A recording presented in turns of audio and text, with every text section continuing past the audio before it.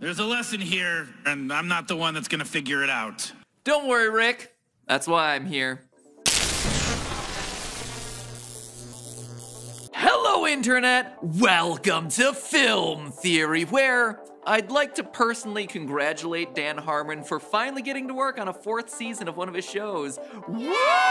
I mean, sure, 6 seasons in the movie didn't quite work out for you, but hey, things are looking a bit brighter when it comes to Rick and Morty, right? 100 years! Pushing it to the limit, Rick and Morty, pushing it to the 100 years, Rick and Morty! I mean, that's a big promise, Dan, but to be fair, so few shows on television right now combine such subtle humor with big brain concepts that only us with the highest of IQs can totally understand, so I can see it sticking around for a long time. And yes, by the way, I do have my Rick and Morty tattoo. And no, you cannot see it. It's for the ladies' eyes only. Thank you very much. So, season 4 just started, and Rick and Morty is back showing that it ain't pulling any punches. The season 4 premiere, Rick, Die, Repeat, is everything that we've come to love about the show. Hilarious. What do you want? Meta. You ruined the season 4 premiere! And most importantly, smart. This episode throws a lot at us, and I mean a lot. In this single episode, it does everything from showing us a universe full of fascist shrimp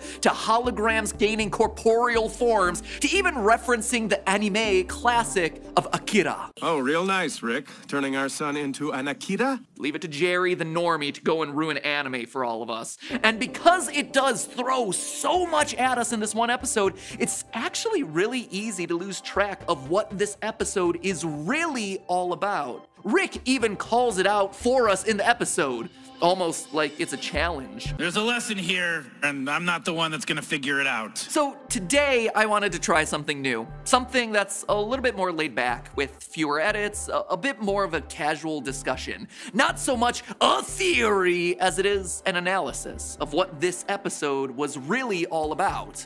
What was the season 4 premiere trying to tell us? Because once you look past all the body horror and skinny dipping, this is a shockingly upbeat episode of Rick and Morty. And the message, at least the message as I see it, is perhaps the most humanitarian one that this show has had to date. The entire plot of the episode seems to be based around 2 conflicting ideas that send Rick Sanchez and Morty Smith into diverging directions.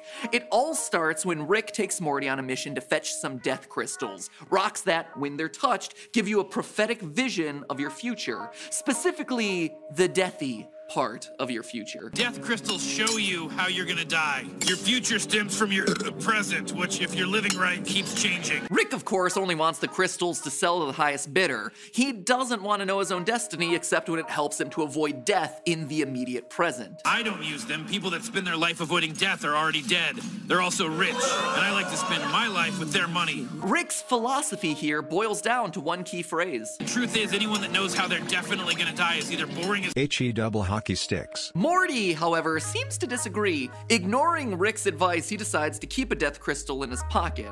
And by touching it, he sees the various futures laid out before him, including one that involves him dying of old age in the loving arms of Jessica, the girl he's had a crush on since episode 1. Morty decides that this is the death that he wants, and he decides to relentlessly pursue that death by taking whatever steps necessary that will cause him to have that fate. Using the crystal in his pocket as a compass, every move he makes and every word he says from that point forward is directed towards that end goal, which, as it turns out, leads him to crashing the space cruiser and killing Rick in the process, and then not taking the steps necessary to revive Rick. hey, hey, ho, ho, not cloning your grandpa has got to go. Luckily for Rick, Operation Phoenix is still online in other parts of... Oh, and for those of you who don't remember, Operation Phoenix was actually the protocol introduced in Season 2's episode Big Trouble in Little Sanchez, a sort of immortality project for Rick to be reborn into a clone body if his main body ever bites the big one.